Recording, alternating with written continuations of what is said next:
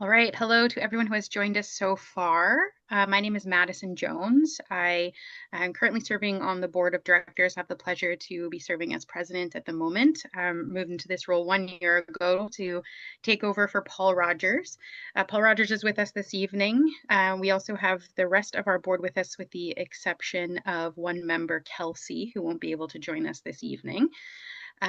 We also have Kathy Saunders, who all of you know, many of you probably know very well from our office. And as well, we have Tracy Culler, our executive director. You will have the chance to hear from Tracy and Paul and some of our other board members this evening. Tracy, if you wouldn't mind going on to the next slide, and I'm just going to give us a few sort of rules and best practices for our meeting tonight, so that we can hopefully move through things in a smooth manner. All right, so navigating Zoom for our virtual AGM. Everyone's been muted. Please leave your mic muted unless called upon. So if you have submitted a question or raised your hand, we'll call upon you, and then you can unmute yourself. Just helps to keep some of the background noise down for everyone. At the bottom of your screen, you will see a little heart that says React. If you click on React, there's a raise hand option. If everyone wants to just search for that option now, because we will use it throughout the evening for questions and for voting on motions. There's also a chat function, which you'll see just to the left of that React. This is where you can type messages. You aren't able to direct message anyone. All of your messages will go to the full community. We will monitor the chat at all times. You are able to submit questions all throughout the evening via the chat. That's the best way to communicate with us, so we can keep an eye on your questions and determine if right now is the best time to answer those, or perhaps at the end of a portion. If you're unable to use the chat for any reason, you're more than welcome to use the raise the hand function if you would prefer to speak out loud rather than typing your message into the chat. So feel free to do that if the chat isn't available to you. In your window, you can click on the three dots and rename yourself. That's very helpful if you can do that to make sure your accurate name is showing. In the top right-hand corner, you can change your viewer. We suggest being on speaker view so you can see who's speaking at the time. And we are recording the meeting for viewing later. The video will be posted to the Track3 website. All right, next slide for us there, Tracy. A few other meeting rules. Questions will be addressed during the Q&A at the end and at the end of various sections. But like I said, if you put your question in the chat and it feels appropriate to answer it right now, then we'll pause and take care of your question. As said, please submit them in the chat, but feel free to raise your hand if that works better for you. We will have a few motions tonight that need passed by our community if appropriate. Each motion, we're going to need a first and a second. That's two individual people who want to support the motion. And then after we have two individual people that will name by name, so you can unmute yourself, and you can raise your hand if you would like to be the first or second. We'll announce those names out loud, and once we have a first and second, then we're going to ask everybody else who supports the motion to please use the raise your hand function to also vote to support the motion. Once we have enough participants supporting the motion, it will be considered passed. If we don't, then of course the motion will not pass. Tracy is monitoring for raised hands, with Kathy Saunders tracking results as the scrutineer. Proxy votes, Kathy Saunders is the scrutineer if anyone submitted a proxy. Does anyone who submitted a proxy wish to rescind it at this time? If so, you can raise your hand. A reminder, only one vote per connection. And also all votes will be verified at the end of the AGM. No votes are confirmed until then. And chair only votes to break a tie. All right, next up, Tracy.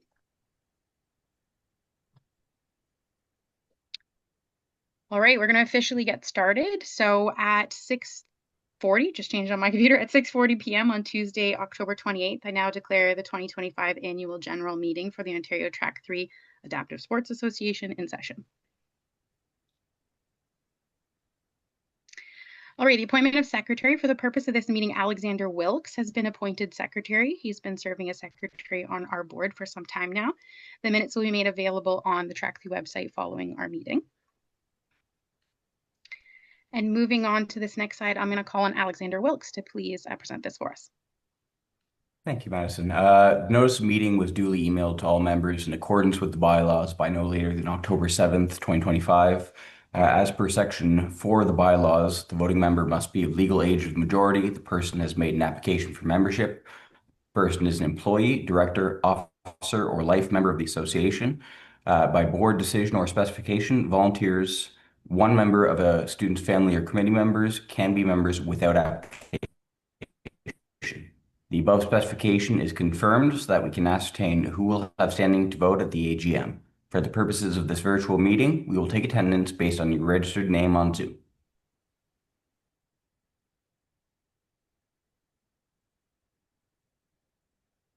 Thank you very much, Alexander. So that's another reminder, if you haven't done so already, to just check that your name is properly recorded on Zoom today.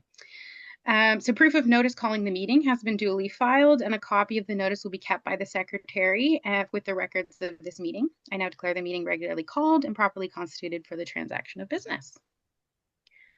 All right, we're going to just do a quick little overview of our agenda tonight so you know where we're going. First off, we're going to hold a motion to accept our 2024 AGM minutes, this same meeting from last year.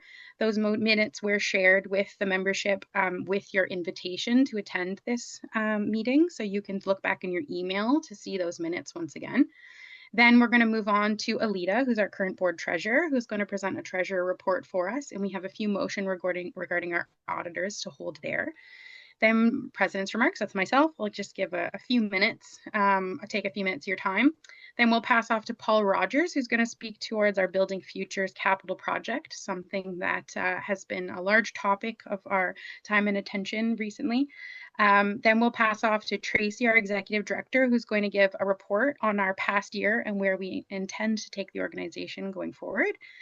Then we will hold many motions for our changeover of board of directors. We have a few exits and multiple elections to hold.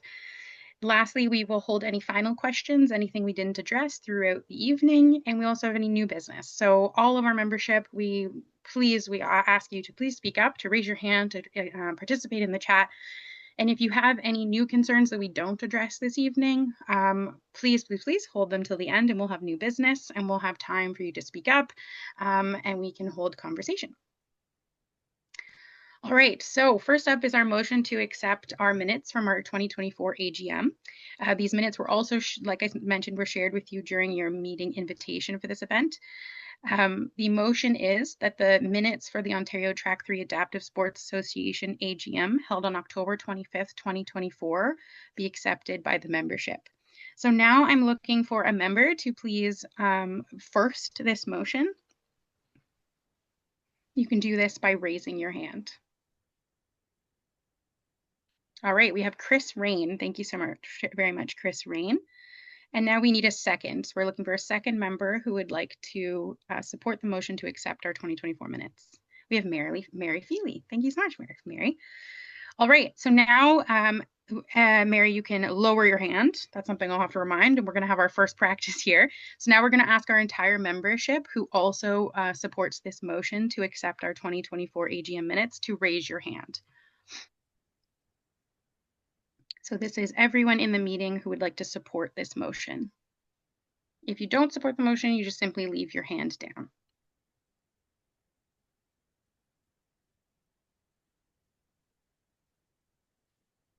All right, I've counted up to 19 now, so I think we have more than enough. Thank you. So everyone's know this is great practice. If you raise your hand, you can now lower your hand, please, by going to react and lower your hand. And we will consider the motion passed.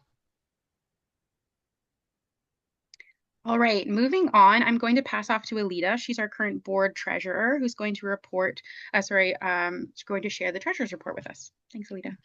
Absolutely. Thanks, Madison. I am pleased to report that Track3 continues to demonstrate financial resilience and operational strength. The organization for the year fiscal year ending April 30th, 2025, maintains a healthy asset base, has managed capital efficiency, and remains well positioned to support our mission. So starting off with the balance sheet, I'll go over some material highlights that happened this year. So from a cash perspective, we closed the fiscal year off with $227,000 in cash, which is a slight increase from last year's $250,000. From an AR perspective, we have $49,000 as a balance as of April 30th, which was from funding innovations and some grant funding, which we have now collected. For the investment perspective, we have grown the investments to $440,000, and this is primarily through the use of GICs.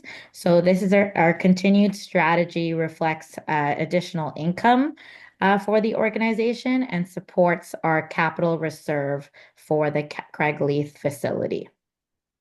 Inventory was valued around $14,600, and this consists of jackets and clothing provided to volunteers that's used at promotional events.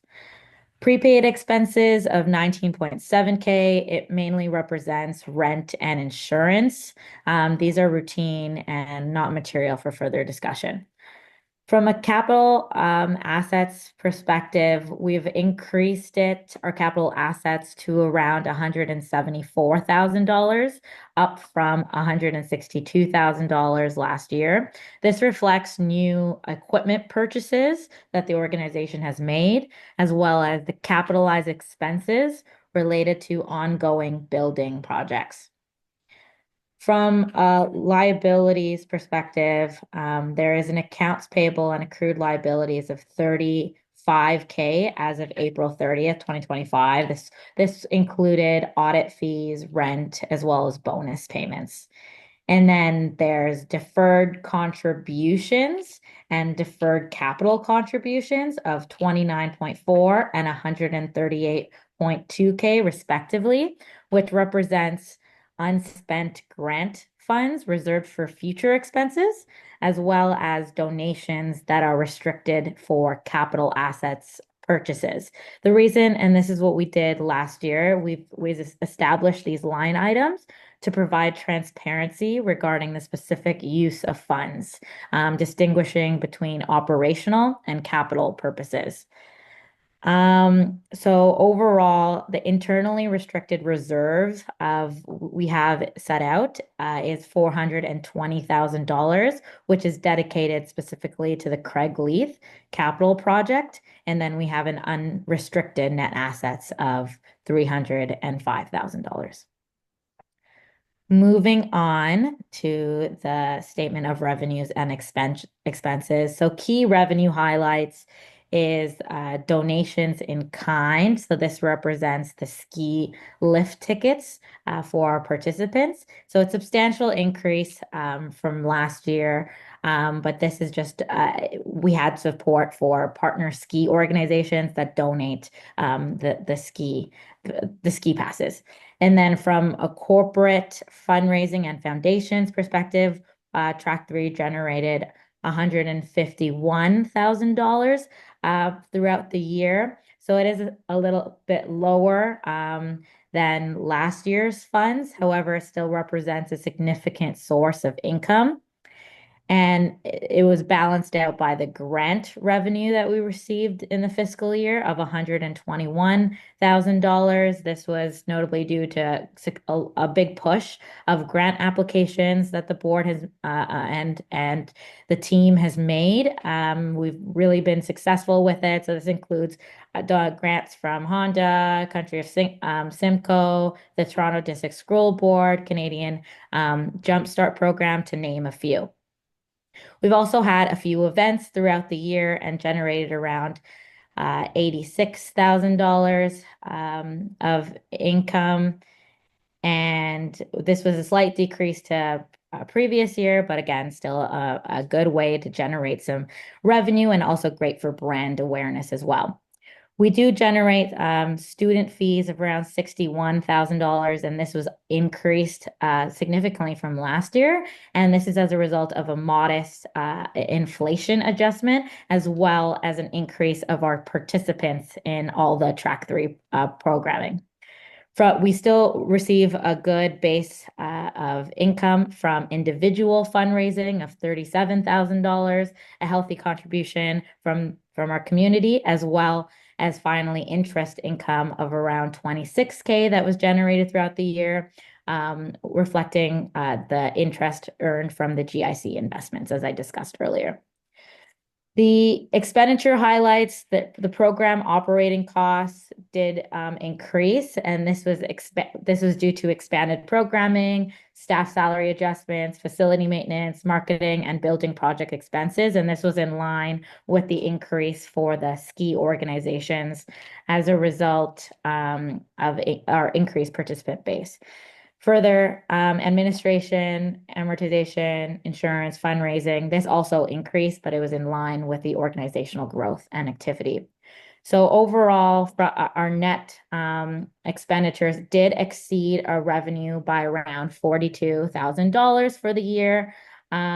This was just increased investment that we've made in order to generate interest in the program, as well as our event and support our events.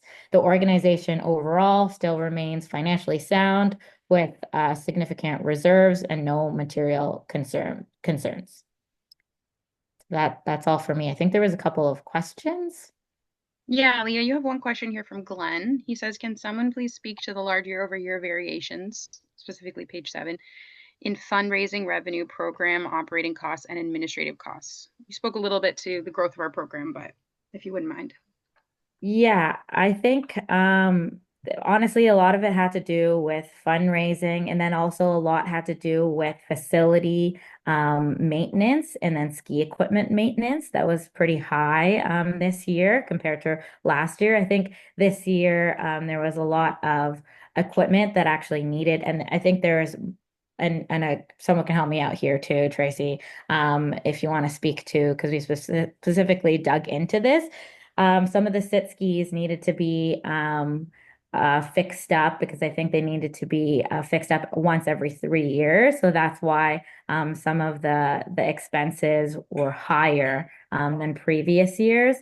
From a revenue perspective, we still have an increase year over year. If you look at overall 742,000 compared to 622,000. Again, I spoke to the our efforts in being successful with our grant applications, as well as still significantly generating income from corporate donations and individual fundraising. Was there anything specific line item you wanted us to dig into? One thing to also note as well is the sort of the commitment and the significant growth of the programs, which is of course what we're going to speak to through some of my presentation as well. So hopefully that does unfold a little bit more easily, I think, coming from the growth and the impact that we've done this past season. Yeah, Glenn, let us know if feel free to write in the chat again or to raise your hand if you'd like any more follow-up. But generally, our program had extreme growth, way more athletes, essentially, is the bottom line than previous years. So, and Tracy will speak to that, which obviously brings their total cost up and brought our insurance up just to more participants. And then revenues, Tracy will speak to the investment that we made in fundraising and grant applications, which helped to increase those as well. Okay, perfect. I don't see any other questions in the chat. Let's move on to our next motion. If you do have any other questions regarding the financials that come up, please still put them in the chat and we will address them. So our next motion, the motion is that the audited financial statement for Ontario Track3 for the period ending April 30th, 2025, which has been prepared by the appointed auditor RLB Chartered Professional Accountants, be accepted as presented. Alita, would you like to make the motion to be the first? Yeah, I'll make the motion. Perfect. So we're looking for a second. That's somebody to raise their hand to second the motion.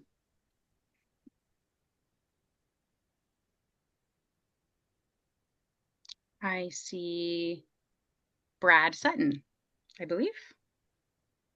I think Brad Sutton went up and down. Brad, would you mind putting your hand back up if that was accurate? Perfect. Also, Brad Sutton will be our second.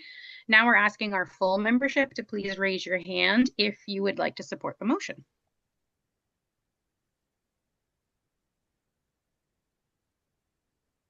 And if you raise your hand, just keep it up until we ask you to put it down so we can get a count.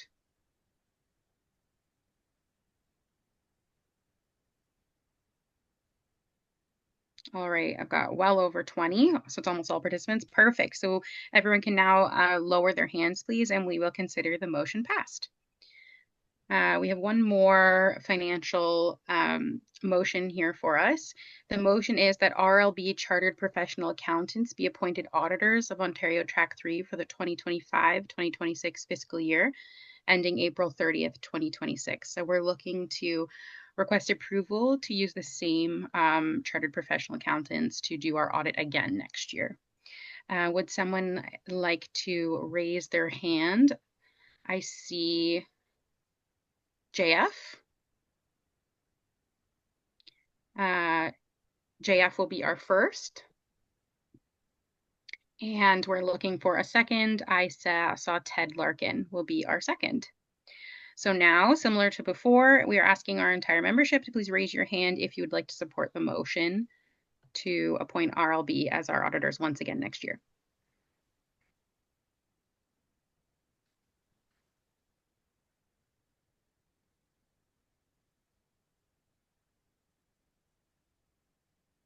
Awesome. I have 20 hands up again, so we'll consider the motion passed. Everyone, you can now lower your hands, please.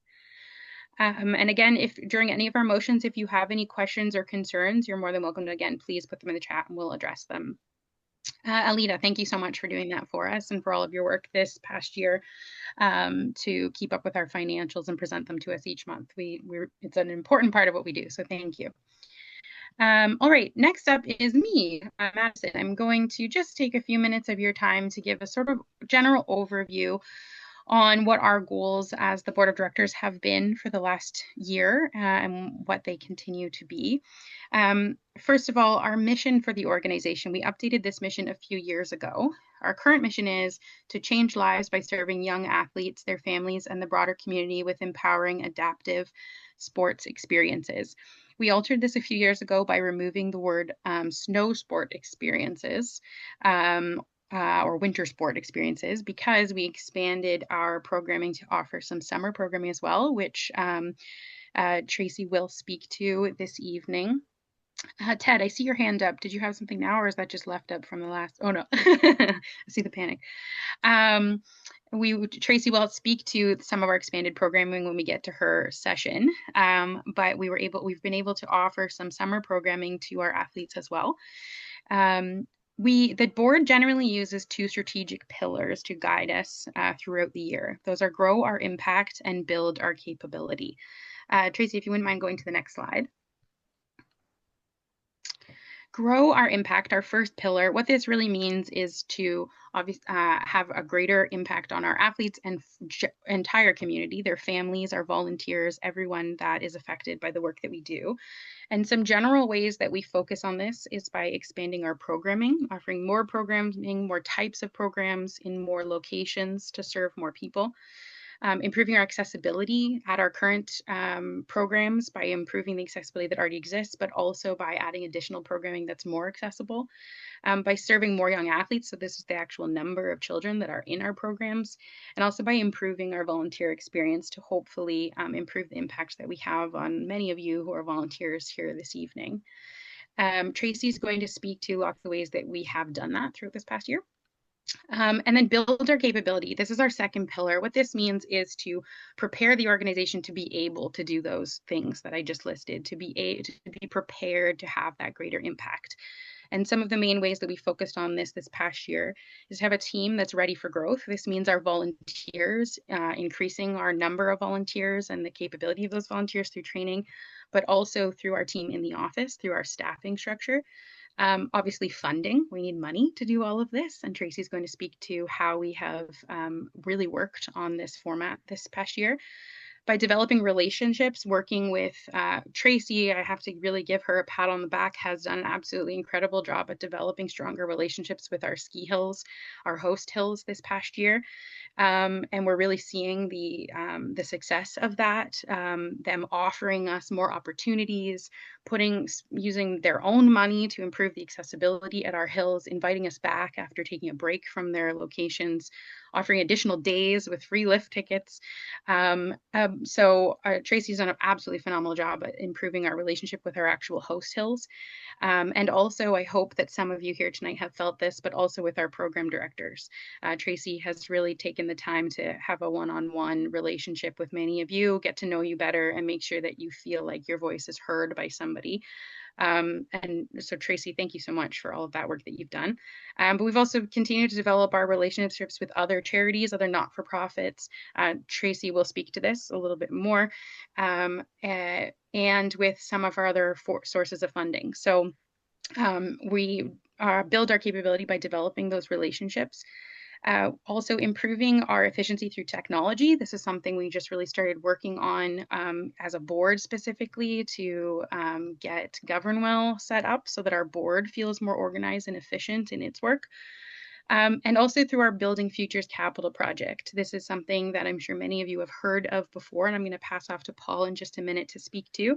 And it's an opportunity for us to have the capability to service more athletes by improving primarily where we host a significant amount of our training and have the capability. Right now, we're sort of at our limits of how many people we can train in a given weekend. And there's a variety of other benefits to this Building Futures Capital project. So we're going to speak to all of these different areas throughout the evening when you get to Tracy's portion particularly, but I'd like to pass off to Paul, who's going to speak to this last piece, our Building Futures project. Thanks, Paul. Great, thanks, Maddie. So I think most people, I've looked at sort of who's with us tonight, so many friends. So I think most people are pretty familiar with this project because we started it a number of years ago. So I just thought I'd quickly start with a reminder of what our vision is. So this is kind of our North Star in terms of what we're trying to do. Essentially, Maddie touched on it. We have a building today that does not have life left in it. Essentially, I kind of wish this project was started 5 years before we actually did. But all we can do is take care of what's in front of us. I think our vision is great in terms of what we want to achieve. I will say that there is, from the board standpoint, flexibility. It doesn't have to be what you see in front of you here. No, it doesn't. Obviously, a lot of work has gone in, including a lot of member input. JF's on the line tonight. He was one of the first people. We got JF's family on a Zoom and others in the early days to figure out what the challenges were. And we got Glenn and Mary, who were on the call tonight, on an early call. They both from a programming and a training perspective, what are the challenges that we're dealing with? So we kind of got to this through a lot of involvement from the membership in terms of creating this design. The club itself had a lot to do with it as well in terms of what was important for them in terms of both siting on their property and look. So Chris and I and others had to kind of work through some of that with them, but we're really proud of the vision. And we'll stay with it, even if there's other possibilities in terms of what ultimately takes shape when we are fundraising, which is the critical phase we're in now. We can't have uncertainty in what we want to achieve. So this is our North Star. If you were to look at our case for support that we use in dialogue with potential supporters, this is exactly what we show them. So that's the vision. I hope you guys are all pretty familiar with it by now. Tracy, do you mind taking us to the next slide? So in terms of progress highlights, we have much of this isn't in the last year around the design and engineering and costing, but those are things we've undertaken. Obviously, the partnership with Craig Leith has been a critical element here. We can't have people investing in the project without having a long-term commitment from the club, and we've had this very much. A lot of this kind of where Chris and I and Glenn Hayworth a number of years ago began with Craig Leith, was meeting with their members of their board and their management and we have very strong support from them ongoing. And that's something that's important. All of our club relationships are critical for us. So we're really counting on this. In terms of fundraising, where we are, we've got about maybe a little more than this actually, just in things I'm not enumerating some of it in terms of unless I have the paperwork. We've got about $1.3 million raised and committed so far.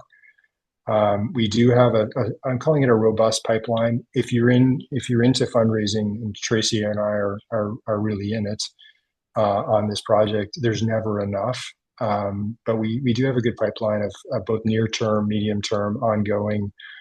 And we've been at it enough that some of the no's we're going back to. One of our great ambassadors, Tracy, was telling me that at the ski show, she ran into one of our ambassadors who's been working on one particular opportunity where we've presented on, and they like the biggest decline you get in these presentations is that they've got another cause that they're committed to. It could be a hospital, it could even be another children's charity.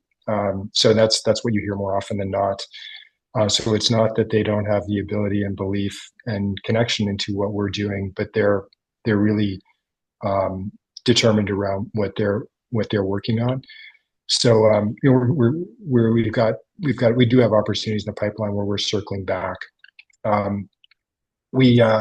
have to say, I'm very humbled by the supporters we do have.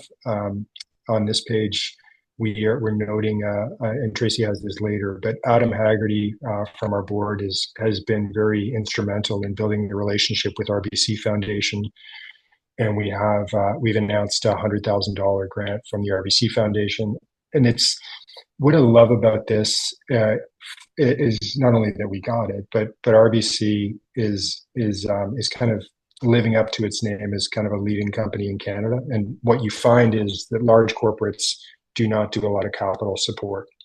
And so I think it could be important if RBC kind of leads the way, and they are obviously a leading organization in Canada. So it could be very important if Telus looks at that and says, yeah, we don't have to stay to programming, or the power company up here and Bruce Power they only do operating. It's very common. So we really proud of this one, and thanks to Adam for the help. The picture in the middle of the slides actually are our local MPP for the area up here, Brian Saunderson. He came by in the summer, and Tracy and Ali and I met him. You can see the teddy bear was handy from the Pride. The Pride, I think it was that we had that for the Pride parade we had done the week or so prior. But anyway, we met with Brian. That was for actually an operating grant. It was acknowledging an operating grant we had from Trillium Foundation.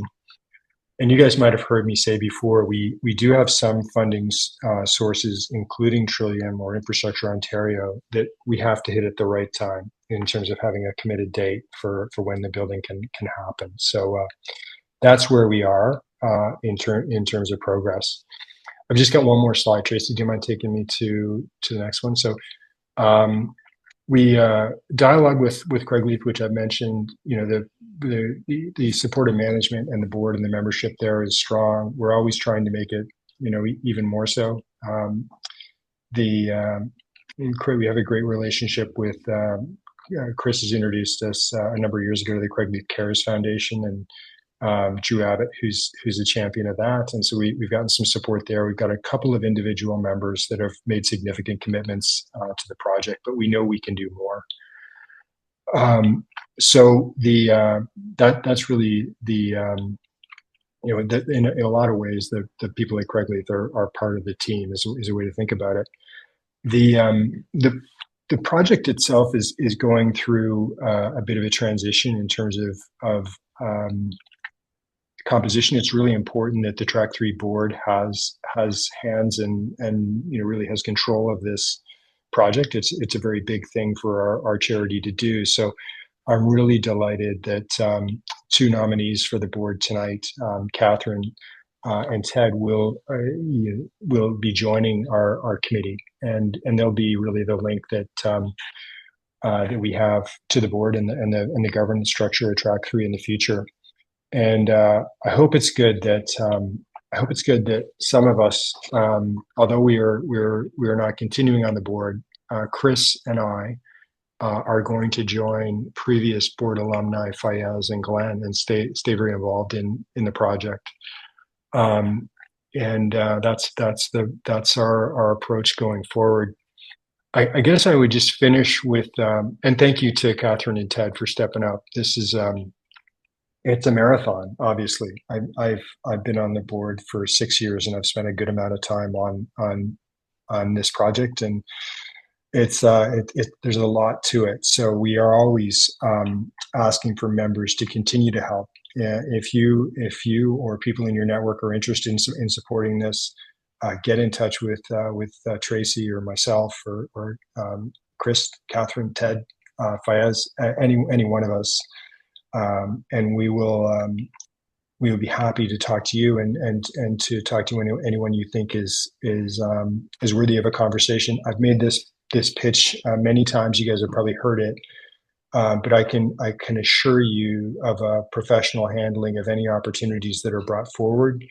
The bottom line is people are not going to make the kind of commitments that are required here if they don't believe in it. And so it's not our approach is really just to establish, obviously, if you're introducing us, we have a connection and maybe there's some ability, but whether we can get a match on belief and timing and that kind of thing, it's just, you can't force it. It's just, we have to tell our story and, tell our story and keep going.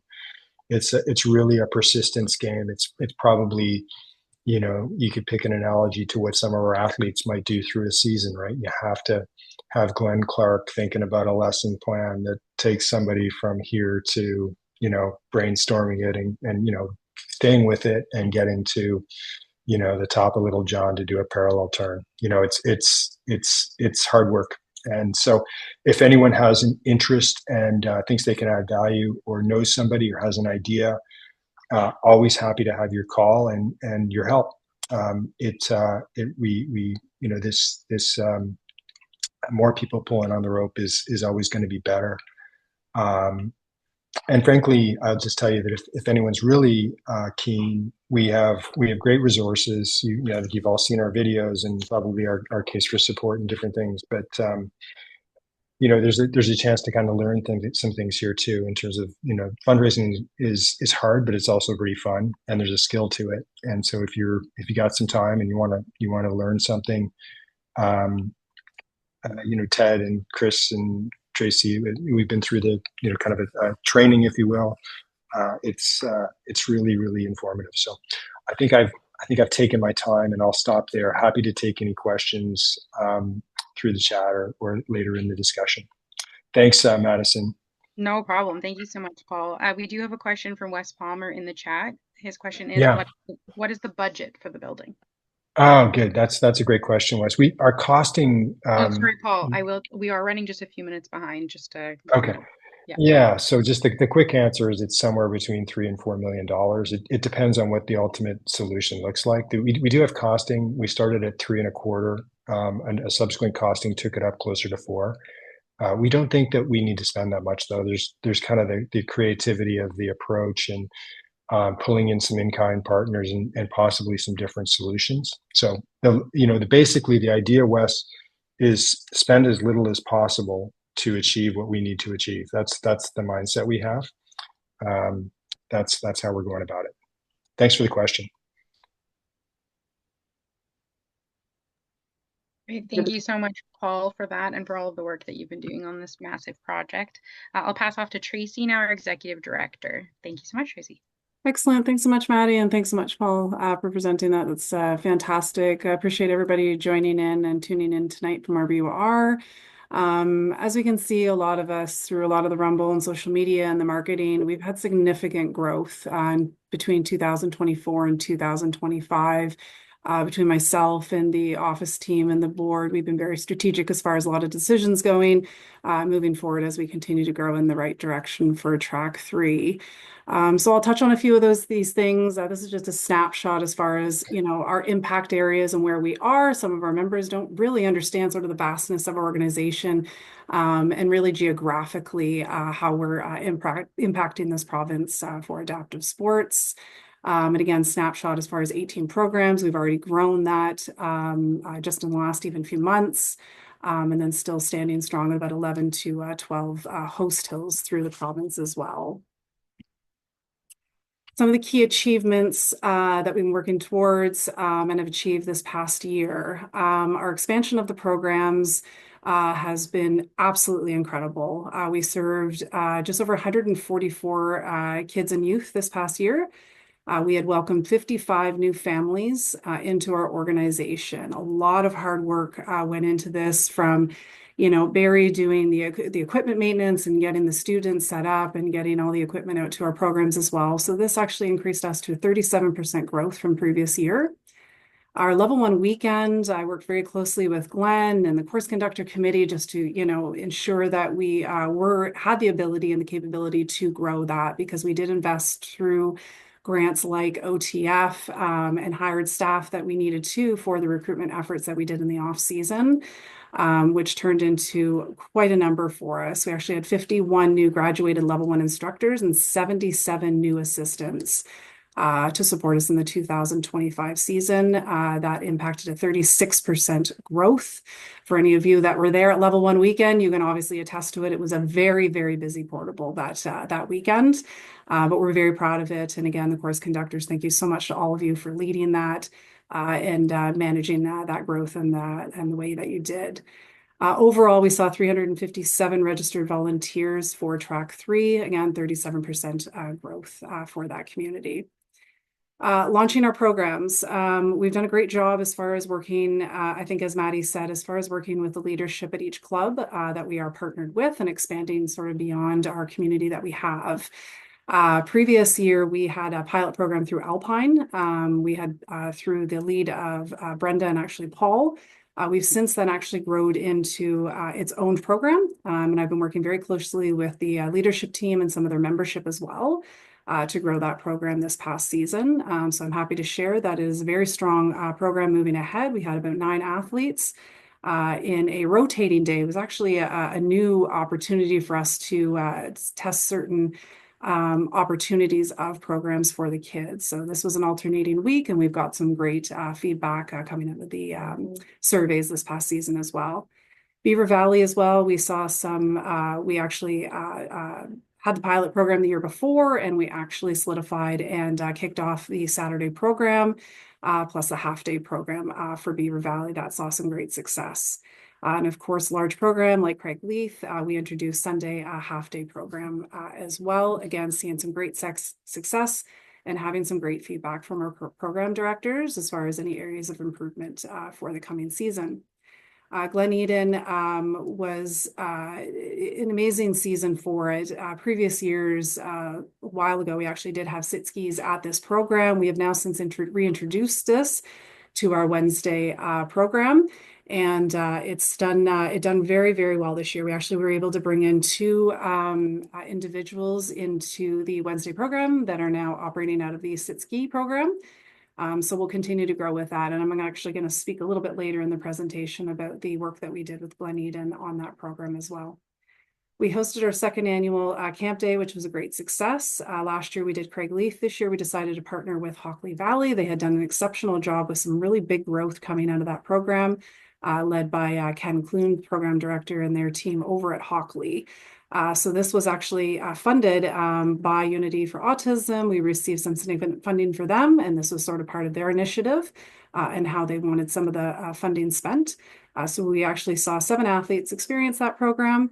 And those athletes are actually going to join us in the 2026 season. So it's really helpful for us to really expedite as well getting these students into the next year. We already know they're fit for the program. We know some areas and challenges or some areas that we can improve and support the families. So it'll be very efficient bringing them in for this season.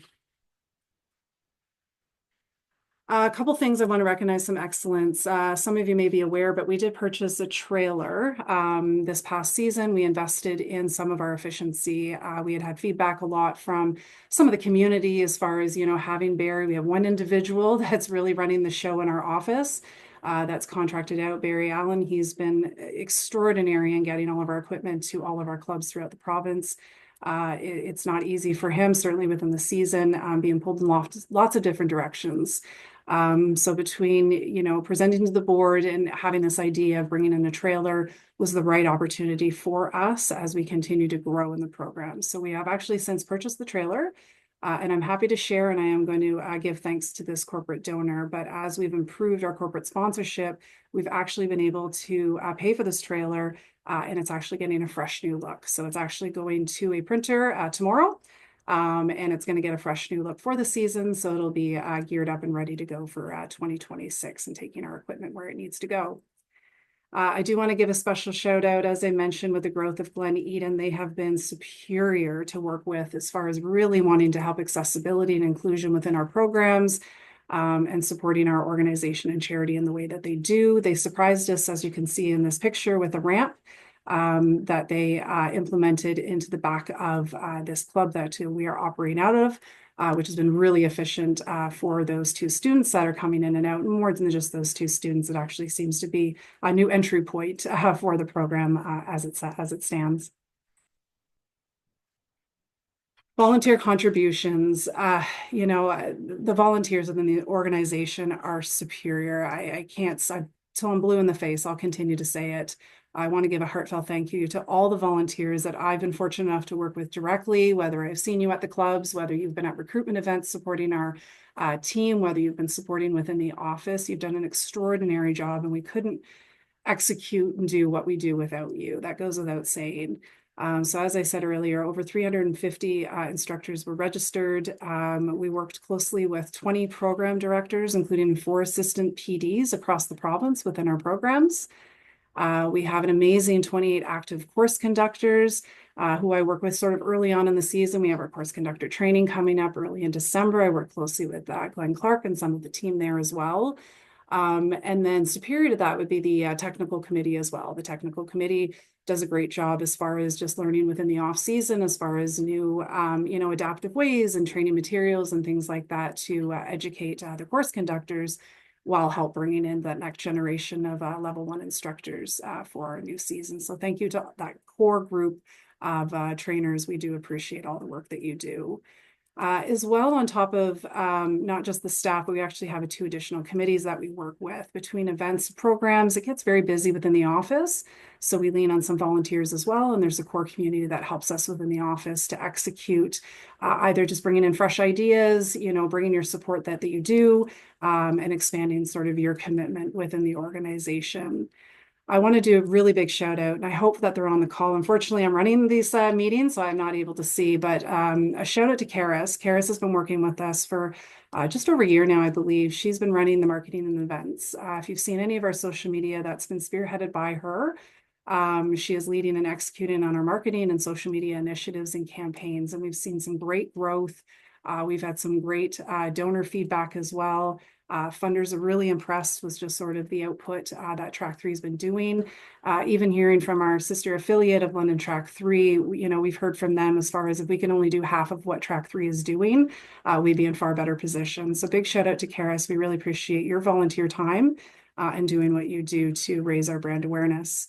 Olivia, I believe, is on the call as well. Olivia is an instructor at 3 of our programs of Track3. She has been brought on in the fall of last year for our administration coordinator. She works closely with myself and the events team as well, and working with Kathy in the office to support any administration work within fundraising and events. And she's no longer with us, but Min was with us for a short time. She was a high school student that we brought on through partnership with Toronto District School Board. Again, just additional ways that we're, being resourceful as far as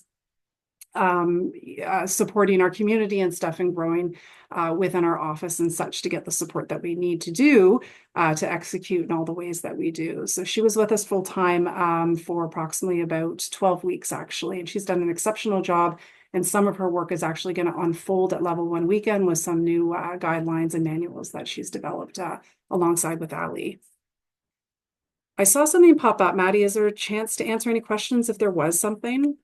No, it's just an extra shout out and thank you to Karis and Olivia for all their work. Wonderful. I'm glad to hear that. I want to share sort of looking ahead. Again, we've done an exceptional job of getting to where we're at. A lot of the vision that you see here and the strategy behind it really does equate to a lot of the listening that we've been doing. As I mentioned, I've been very diligent. Ali's been diligent. As our program coordinator is directly connecting with our program directors, learning from the programs, how can we improve, how can we support them to run and do what it is that they do. Another area is that a lot of you have seen that we did a post-season survey. Again, coming into that, we had a lot of learning from not just the volunteer side, but also the athletes and parents. So using core data for that has really helped us strategize as far as what we want to do to improve in areas of change and where we did succeed and how we just want to expand beyond that. So with program innovation, we obviously want to expand on our current opportunities beyond snow sports and reducing that wait list to serve more kids. We will be seeing a Caledon program restructure. We are going to be grounding this program back to our roots and growing with purpose, as I say. So Track3 will be rebuilding in 2026 for a 2027 launch. And we've got the full support of Bruce Merrick, who is the program director of that program, to support that community that some of them will be exiting out and some new children that are be coming into a revised program. Caledon Ski Club is also going to be piloting out a Sunday program. Ali and I have been working closely with leadership with them as well.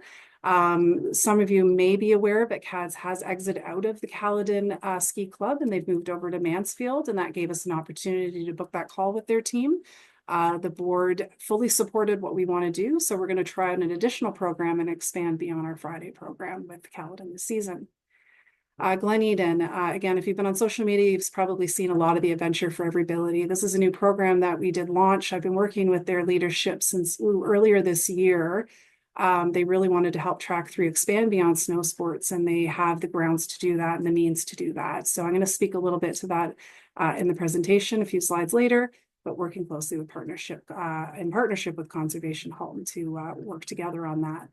Because of this, the word has spread wide, and Ottawa Ski Club has reached out. I've got support from a new program director that's going to lead a hiking program in 2026, June. So we will be seeing a hiking program that's similar to Adventures for Everybody, but primarily hiking, I would say, at Ottawa Ski Club for next year. And then Skimco Grey Bruce launching again additional outdoor activities as well. I'll be working closely with other organizations and charities to see what we can do to collaborate to pilot out some additional programs in that area. And again, our office and myself and our board will just continue to grow those opportunities where we can. We'll continue to deepen the partnerships in the way that we have, and of course, our outreach and building our existing framework. Elevating our fundraising. Fundraising has been a big topic. I know Glenn sort of brought up as far as some of the funding. We've done an exceptional job as far as revitalizing, re-strategizing some of our corporate strategy, for some of our application strategy, even with the grant opportunities that are coming through, investing more time into a third-party community that's actually been helping us with some of the grant opportunities. So we have launched already and enhanced our corporate sponsorship and partnership. We're hoping that this will build sustainability and long-term relationships and driving that growth. And then, of course, expanding our volunteer engagement strategy. Hopefully, some of you caught the campaign that we did earlier this year in support of Volunteer Appreciation Week. Again, Karis was, in the driver's seat, so to speak, when it came to launching that campaign. And we really, really wanted to highlight the impact of our volunteers and just show the support to them in the way they do for us and our children. So we ran a week-long campaign highlighting our volunteers, giving shout outs, receiving video feedback from the children, and thanking them for the work that they do and the time that they give to their athletes. Again, this is including some richer training experiences and increasing recognition and stronger support systems. As I mentioned for the Adventures, this is just a snapshot. This is now, again, coming a little bit later into the year. We're just coming out of this launch, but it is a good snapshot as far as what we've been working on in close partnerships with conservations, or as I mentioned, other organizations as well. So it was just a vision I had. I was very fortunate to get the leadership support that we had from not only Conservation Halton and their foundation, but I really want to give a shout out to Ali that worked really hard to kick this off, work closely with our volunteers, our students. These core group of students, I do want to flag that because we have such a wait list, our primary focus was to allow these kids that aren't likely going to come off the wait list for 2026 and giving them an opportunity to join an adaptive program. So this core group of kids that you do see are kids that won't be able to join the ski season, but we've been able to get them active and outdoors and visiting 3 locations within conservation region. Some of the partnership highlights, I won't go through all of them. There's lots to mention here. Definitely with Holland Blue Review, as Maddie had spoke to a little bit earlier, as far as the partnership there and some of the work that we're going to do with them as well. We're expanding with their team as well. Squire John's always a long time commitment. We're doing a really good job as far as even some media output and such. So we've actually had some news articles that have been done. You can see in the right-hand side, we actually had Halton TV on site at Glen Eden for a feature piece that they wanted to do for accessibility. And again, on the left-hand side, you'll see all of the clubs that we work with closely, and then some other additional organizations too that we are partnered with. Some development highlights. I've been really focusing on just say right now at this point, but the 15,000 plus. I do want to state that Funding Innovations has been with us for approximately about 11 years now. In total, they have helped raise $1.1 million in unrestricted funds from their organization and working with in partnership with Metro and Food Basics. I'm very fortunate to work with their team very closely. We connect with them quarterly as well. They provide us lots of reports and they want to obviously see how they can improve, certainly with the landscape that we're facing and the economy and such. Right now, this is for our art easel program. So when you're exiting the grocery store and you see the easel, hopefully you're seeing the Track3 logo. Those are the partnerships that we're working on. As I mentioned, as far as the trailer goes, this is one of our largest sponsorship packages that we have sold thanks to Sutherland Insurance. They're not on this call today. I'm going to share that we did highlight them, but really proud. It was no question whatsoever once we developed the partnership package in a strategic way that this is the opportunity that they wanted to take. So their branding will be on the trailer, and then we of course see some longevity for this opportunity to gain again additional exposure through other corporate sponsors. Craig Leith Cares Foundation is a very new foundation. As Paul mentioned, we've been working closely with their team as well and their members. To date, just within the season, they have contributed just over $40,000 in donations. That doesn't include sort of last year as well. So we'll continue to grow that partnership as well. Canada Summer Jobs Grant, we had hired a temporary recruitment coordinator. Her name is also Olivia. She worked with us for 8 weeks underneath the contract. So again, utilizing that salary and the support from the grant to hire somebody to support our recruitment efforts. And another shout out annually we do receive from TMX Shortcan, significant unrestricted funds from them as well. Canadian Tire Jumpstart, we work closely and still continue to work closely with their team, and they supported some of our programming earlier this season as well. And as I mentioned earlier, Unity for Autism, supporting our programming in Camp Day. They are on their, I think, 4th annual funding support for Track3, and we'll continue to raise the bar with them. Some additional development highlights, as Paul mentioned, with the $100,000. Huge shout out to Adam Haggerty, Andrew Pearson, who I work closely with to secure these funds. And again, I think Aaron's on this call. Aaron, who was a contracted development officer in the office that works with us contract. She's the one that wrote the grant. We just provided the sort of the angle and the direction that we wanted to work with. So thanks, Adam, for bringing this forward and supporting us on this. And we were successful in receiving $100,000 towards our new capital project. And their team's been incredible to work with as far as some of our exposure. So you'll see more to come on that as well. I've mentioned a lot of our staff this evening. Huge shout out to Ali. Ali's been with us for just over 12 months. He's showing significant growth through our program coordination. He's taken leadership with recruitment efforts as well for our logistics and any onboarding. He expanded his role in early 2025 to support the recruitment efforts. As you can see, based on those numbers, there was a lot of work to be done in such a short amount of time. And Ali really stepped up to the plate, so to speak. and he did a significant job getting the kids into the programs as quick as we did. I do want to note for those that aren't aware of this, but Ali is also an instructor with Track3.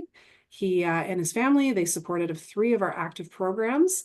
And he was successfully awarded his level 3 sit-ski certification in March of 2025. So remarkable achievements, and congratulations, Ali. And thank you for all that you do for our team and the organization. As I mentioned, Erin is our development officer. She works closely with myself and even with Paul Rogers as well. But her role has actually grown, obviously, in the last 12 months as we've got some big goals ahead of us as far as the capital project and our ongoing operations and programming growth. Just since her time here, she's actually helped to secure us over $200,000 worth of funding for Track3. So exceptional job to Erin. You're doing a great job. And we look forward to sort of what's to come ahead. And Kathy Saunders. I know, Kathy, you're on the call today. I can't see you, but Kathy Saunders, I work very closely with and have for the past 3 years. Kathy's been an integral part, as we all know, for Track3 for over 23 years, bringing that dedication, your expertise, and of course, your heart to every program and sort of everything that you do touch for the charity. We really appreciate everything that you do. Kathy has since secured a new role with Track3, is now serving as our finance and office administrator as she transitions away from our program and volunteer coordination, which Ali has been doing a great job of leading with that. They work very closely together, though. So she'll help improve efficiencies across the organization and providing any consulting support either to myself or even Ali to ensure we're in the right direction and always steering us in that direction. And obviously your leadership and community spirits and deep understanding of our mission, of course. You continue to remain a driving force for all of our success, and we really appreciate everything that you do, Kathy. This is a snapshot of last year. This is our full crew that's running within the office. We are a small team, but we are quite mighty. From sort of left to right, you'll see Kathy Saunders, Barry Allen, who is our equipment manager, Karis, who's right beside Barry as well. She's our volunteer that's running our marketing. There's a picture that I'm holding. That's Erin. She was overseas at the time, but she joined us for lunch that day to celebrate Christmas. Myself, and then Olivia on the right-hand side, who's doing our administration work. And then, of course, Ali, who's doing a lot of the logistics of our programs and recruitment. I want to share some membership highlights. Unfortunately, Kevin Knight does send his regrets. So this is a part of the component that I really want to share and be really proud of for our community. If there is any members, and I'm going to encourage this through our full membership, but if there is anybody you want to nominate that deserves recognition through our organization, we really want to do a good job to improve this area. And this is sort of the start of it to kick it off. So through our AGM, through social media posts, through highlight series and things like that, don't be shy. Reach out to us. There's lots of ways you can connect. But I'll start off with Kevin Knight. Kevin has served with us for over 30 years. And this is a quote that he shared with us. I started course conducting in 1993 to 94 season and joined the training committee soon after, eventually serving as a training director in early 2000s. After many rewarding years, he's decided to step back from his course conducting. He will still stand and staying committed to the Craig Leith program on Saturday, sharing his experience and supporting the next generation of instructors.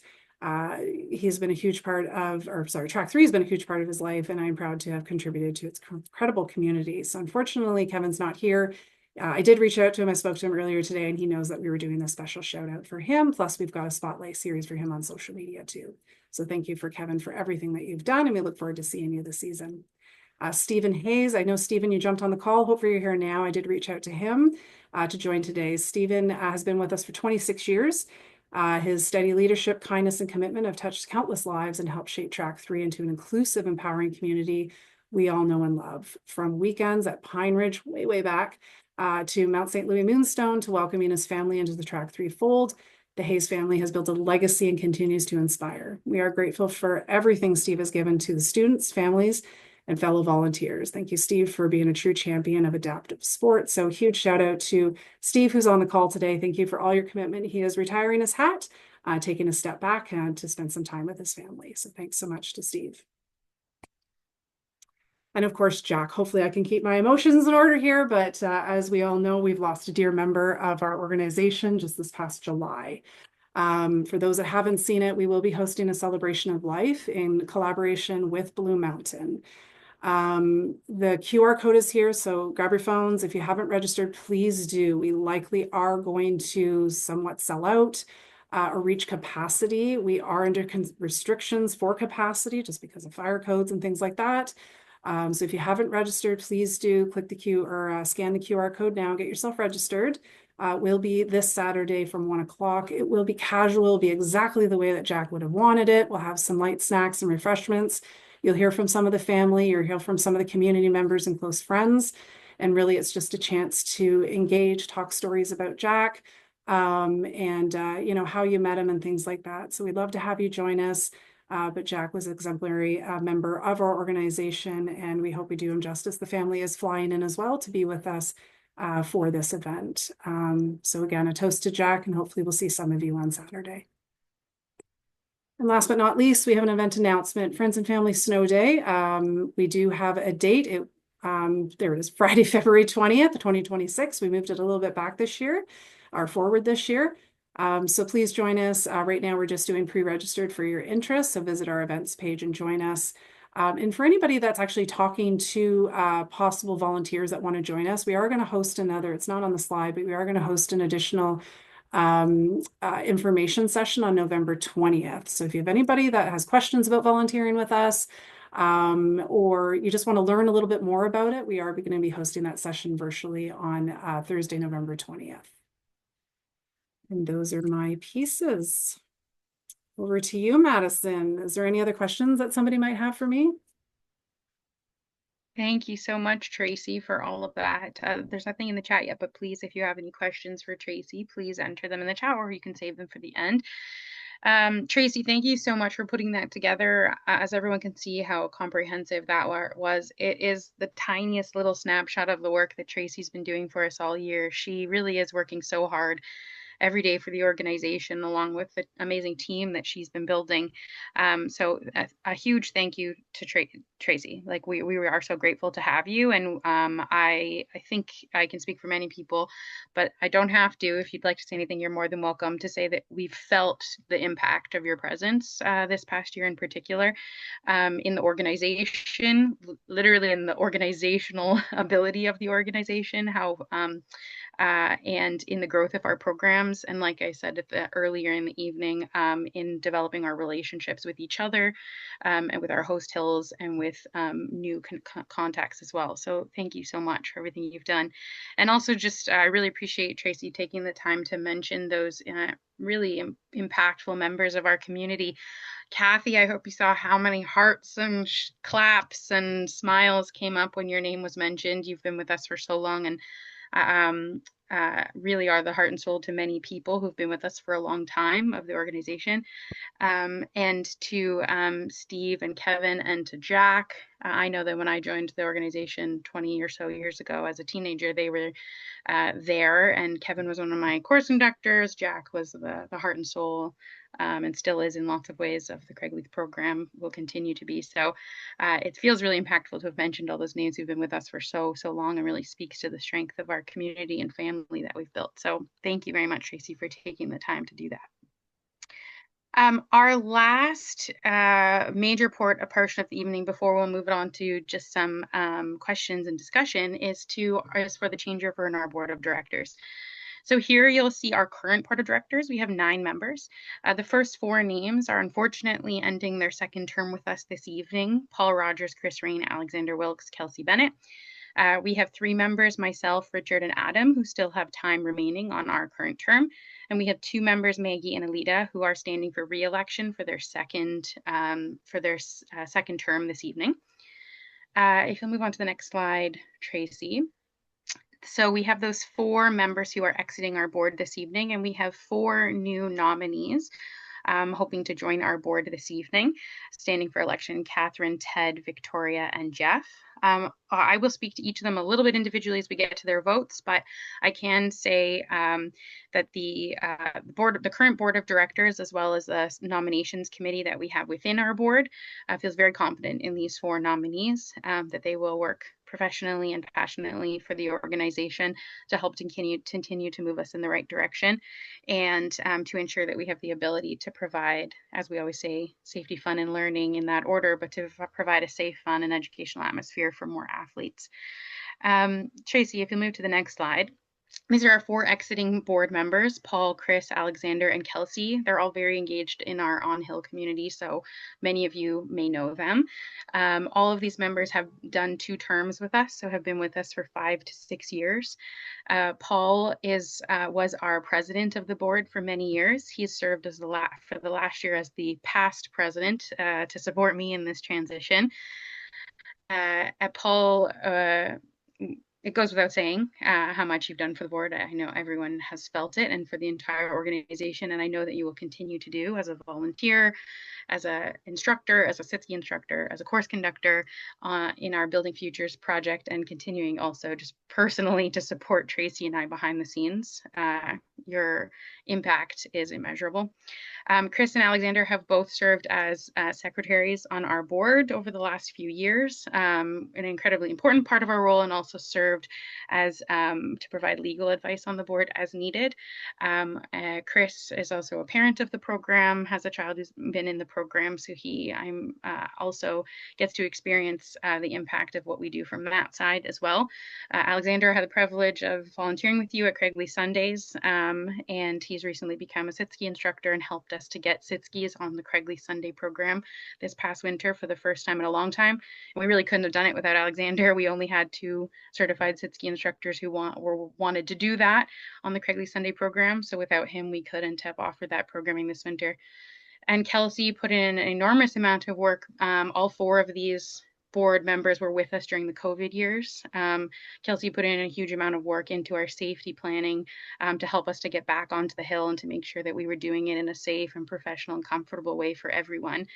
Like I said, all 4 of these members were with us through COVID.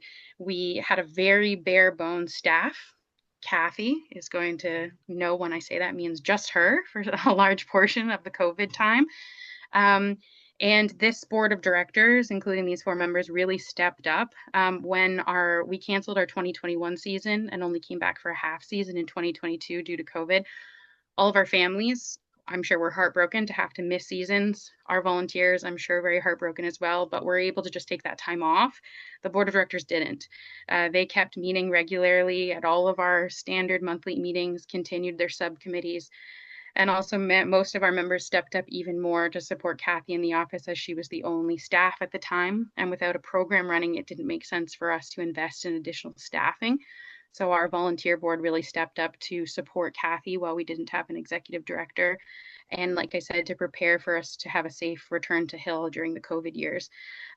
So they really helped us to survive and to come back stronger. And we really, really have. So thank you very much to all 4 of these members. We're so grateful for your service, and we know it's not goodbye. We'll just see you on the hill. You get to just do the fun part now. The board's fun too, I promise. You guys get to do only the funnest part now. All right, we're going to move on to our elections. Our first election this evening is a re-election for Maggie McIntyre. This is for Maggie's 2nd term on the board. Maggie's with us this evening. She is standing for re-election for a 3-year term. Maggie, the dog running into my office, if you hear. Maggie has done a lot of work to support us in our program. Sorry, I'm gonna wait till the dog leaves. Sorry, guys. Maggie has really is going to be supporting in our office, specifically with Ali, who many of you know. Ali, who is our program coordinator, and he volunteers at 3 of our programs. Maggie is going to be working alongside Ali to support him in our program coordination over the next few months to ensure we come back this winter even stronger than last. And she's also really stepped up in our governance the last few weeks to help us get GovernWell up and running to keep us organized. I would like to ask for a first. Actually, I believe we only hold a vote. Sorry about that. I'll correct myself. We're going to be holding a vote. We don't need a first and second like a motion. So if you will please raise your hand if you would like to vote for Maggie McIntyre for a second 3-year term on our board.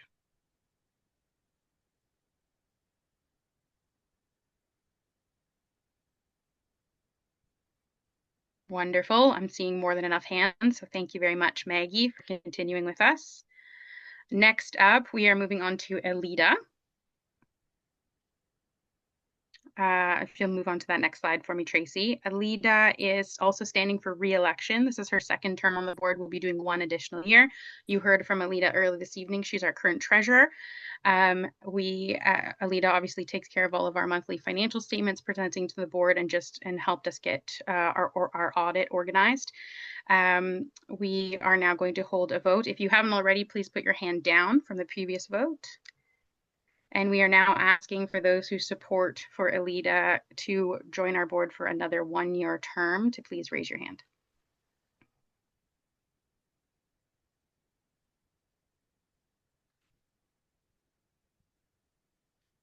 All right, again, more than enough hands. Thank you so much, Alida, for continuing with us. All right, now we're going to begin our elections. These are for new members of the board who are not currently on the existing board. Our first nominee is Catherine. We did send out bios and photos of these 4 candidates yesterday with our last reminder email for this meeting. So if you'd like to read their full bios, you're welcome to pop over to that email you received yesterday from the office. But Catherine, some of you may have seen her at some of our programs because she is a parent of the program. Catherine came to us because she has a son, Samuel, who's in our program. Catherine is the Chief Legal and Compliance Officer at Spectrum Healthcare with more than 20 years of broad legal experience. Catherine's also a certified corporate director and also serves on the Polaris Renewable Energy Board and is the co-chair of the Schulich Women Network. Catherine is standing for election for a 3-year term. So I'll ask you now to please raise your hand if you would like to support Catherine in joining the Track3 Board of Directors. I will also mention that the board intends to appoint Catherine as our secretary, as Chris and Alexander are both leaving our boards this evening. All right, many, many hands. Thank you so much, Catherine, for joining the Track3 Board of Directors. Next up, we have Ted Larkin, probably a very familiar face to some of you as well, because he's been a volunteer with Track3 for 14 years at Craigleith. He's a sit ski instructor, and I can say personally, Ted has really stepped up to support a few times when the Craigleith Sunday program needed some extra hands, and also when our camp day needed sit ski instructors. Ted jumped up and supported us. Ted is a special advisor at Raleigh Assets, an impact investment management firm, which manages the Government of Canada's Social Finance Fund. And we are asking for your support in electing Ted for a 1-year term this evening. So please raise your hand if you would like to support Ted in joining the board of directors.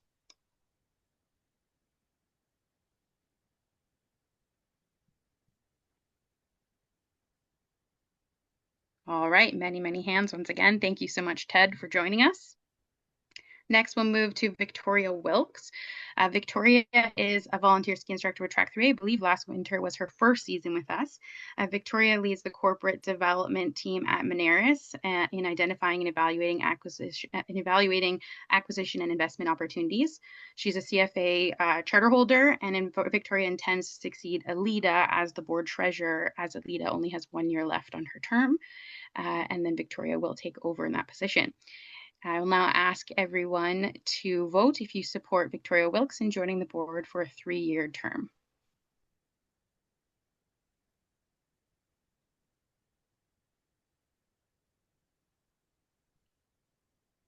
Amazing. Many hands once again. Thank you so much, Victoria, for joining us. And last but not least, we have Jeff Rupert. Again, some of you may be familiar with Jeff as he's a volunteer at our Beaver Valley program. Jeff has been a volunteer with Track3 since 2020 as a skier. He's also can snowboard and he's a sit ski instructor. Currently, Jeff is working as a risk manager at Jacobs Engineering. Jeff provides advisory services for major transportation and infrastructure projects. And Jeff also volunteers with the Blind Sailing Association. Jeff is not with us this evening, but we'll still vote on his election and we'll let him know. We are now asking you to raise your hand if you support Jeff in joining our board on a 2-year term.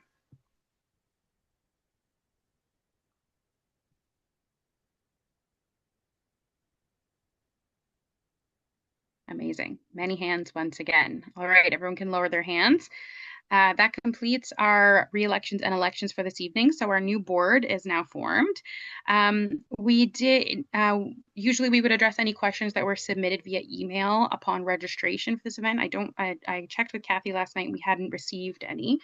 If you have any additional questions that you'd like to put in the chat, or just raise your hand to give now. I see a few hands up. So just a reminder, if those are up from our elections, to please put them down. I see Brad and Alita have their hands up still. If you do have a question, though, please leave your hand up.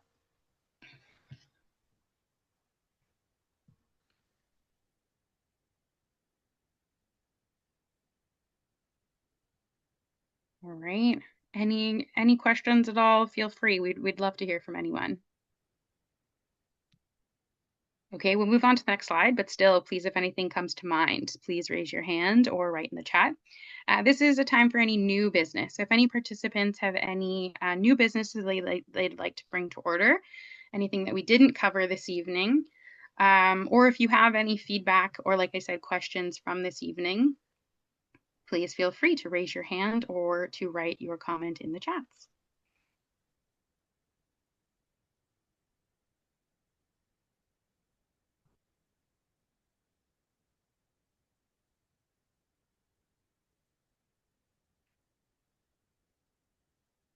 All right, I don't see any. Oh, it's Palmer. Yes, please, Wes, you can unmute yourself.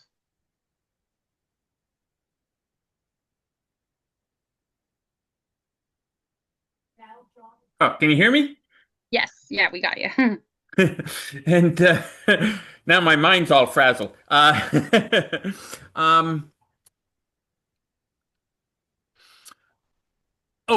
guess I just wanted to say it, and it's partially for we were mentioning money raised by certain people, and some letters went out, I think during the summer, and I just wanted to say that the Rotary Club up in Huntsville has acknowledged the letter, and Charles Cooper and I spoke to them, and there's a connection through guy I ski with. It's his father who kind of controls it. So, anyways, I've got a check that's been sitting in my pocket because of the postal strike is still there, and I'll pass it off this Saturday. But it's for $2,600, which was the amount asked for. So you can add that to the total that certain people are bringing in. Thanks so much, Wes. That's incredible. Wes is working closely with myself and then working directly with Aaron to get support on that through the Rotaries. Doug Vardy also supports in then that capacity as well. So we really appreciate that because you guys go out and I know you speak on our behalf to these organizations also. So for the members, if there is any other opportunities that you see like that, like I say, Wes and Charles, Doug Vardy and Sharon as well, they're going out there and spreading the good word about our organization and trying to raise funds on their own as well. So thanks, Wes. I appreciate that. Yeah, thank you, Wes. We love that kind of new business. If there's any more of that. Thank you, Wes, for beyond what you already do for us on the hills. That's phenomenal. Thank you.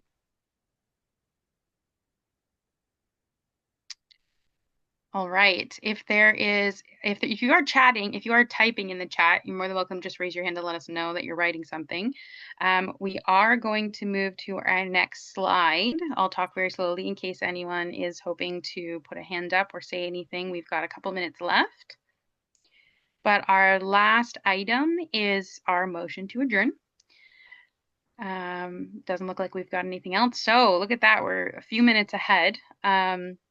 I am looking for someone to make this motion for us. So just like our initial, I've got a few hands already coming up. We'll need a first and a second. The motion is to adjourn the 2025 AGM of Track3 at 7:57 p.m. on Tuesday, October 28th, 2025. I saw Cedric Canu's hand went up first. And second, we'll give it to our acting member, Paul Rogers. We'll now ask everyone who would like to support the motion to adjourn to raise their hand as well.